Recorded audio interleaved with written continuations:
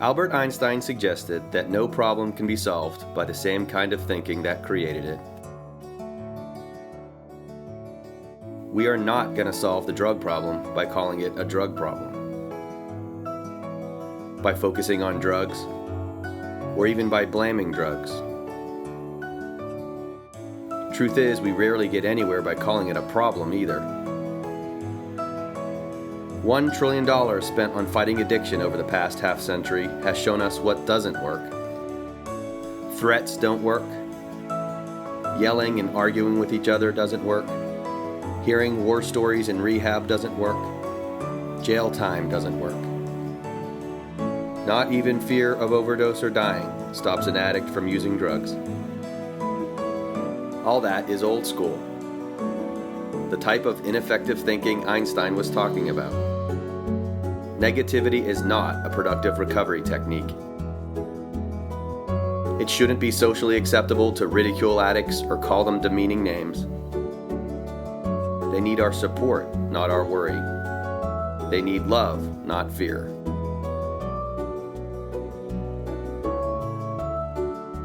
There is no reason to give up on them. The question is, if we are losing the war against drugs, shouldn't failed treatment approaches be swept away? It's time we head in a new direction, one that actually works. The true path to recovery is not a walk of shame and doubt and fear. It's a journey of courage and patience and respect. It's time for a new way of thinking about recovery, a new focus. One that is backed by science and effective for clients. Opioid dependence is a disease, but there is a cure, right up there in our brains. We were all born with the potential to get hooked, and also with the ability to heal ourselves. If you understand how heroin and pain pills affect the brain, you will see that the solution has been within our grasp all along. We call this approach Hope is Dope. And all you have to do is just say yes. It took hundreds of years for scientists to figure out how opiates work. Let's not wait another 100 years to realize they've also found the cure. Please do not believe all of the pessimism that you've heard about addiction, because what you believe matters. I've explained this 1,000 times to thousands of individuals, and right now we're going to condense it into just a few short minutes, because this information needs to get out there to everyone who is struggling with heroin. Remember the wonderful feeling you have on Christmas morning, the joy and warmth that you feel, or perhaps the first time you fell in love, or the awesome feeling that it is if your team wins the World Series or the Super Bowl? Those are all drugs, and they come from the same place, your brain, and they're called endorphins. Endorphins work like locks and keys in your brain. When something good happens, the endorphin fits into the receptor and you have an effect, and a great feeling floods your body. Endorphins have a shape, and that shape must fit into the lock, or it will not work. Only this specific shape can fit into the lock in order to open it. Nothing else will do. Heroin has the same basic shape as endorphins. It's a lot shorter, but all this doesn't matter. It's the cut that matters, the only part that goes into the receptor. But there's a nasty side effect when you use heroin. It's like if you eat too much food, your stomach grows in size to take it all in. When you use heroin, your brain produces more receptors, and it throws away the endorphin keys. Now you have what we call tolerance, too many locks and not enough keys. This is the disease, a chemical change on the cellular level in the brain. Just like someone with an empty stomach, a voice inside your head is screaming, "Feed me." So you do the only thing you know how to do to fill the locks, which is use more heroin. And that leads to more locks. With endorphins not present, stopping the use of heroin leaves you with all these empty locks and an empty feeling. Someone tells you you have no willpower? Well, the next time they have an empty stomach and they're feeling hungry, you tell them that they have no willpower. So what's the solution? Those endorphins, the word means endogenous morphine, or morphine inside the body, or your own natural dope. They weren't dead, they were hibernating, and your job is to wake them up again. The only way to beat a heroin addiction is to become an endorphin junkie. No addict ever forgets the name of their favorite drug. They don't ask the dealer for what they would recommend.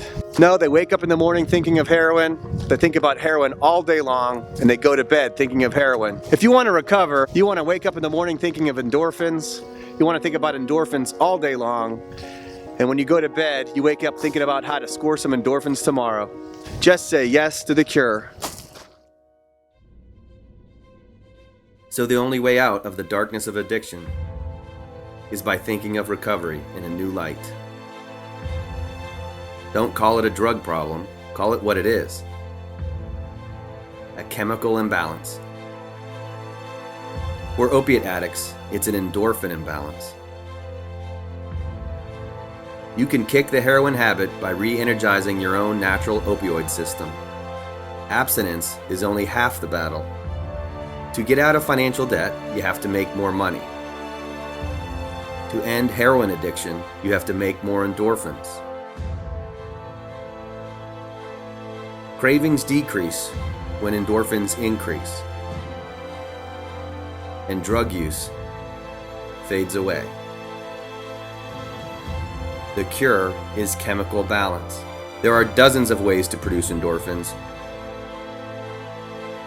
starting with hope. Optimism has an opiate-like effect in the brain. Hope is dope. If you believe you can do this, you can do this. Endorphins are everywhere.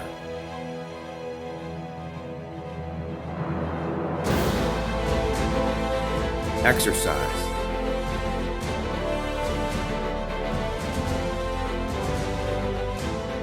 Meditation.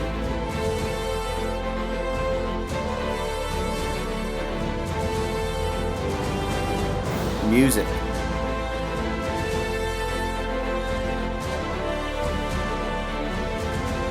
Nutrition.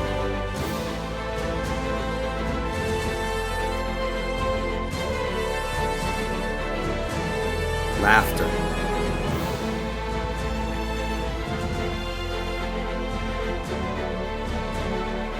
Relaxation.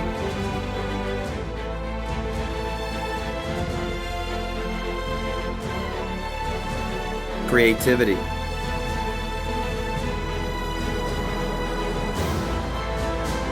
Dancing.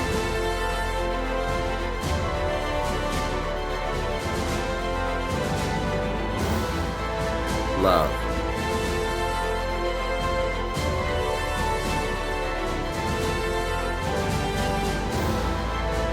Spirituality.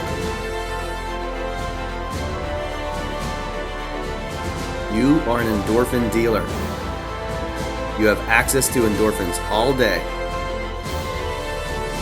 They are free and legal and improve all your relationships. You stop using drugs with a natural high.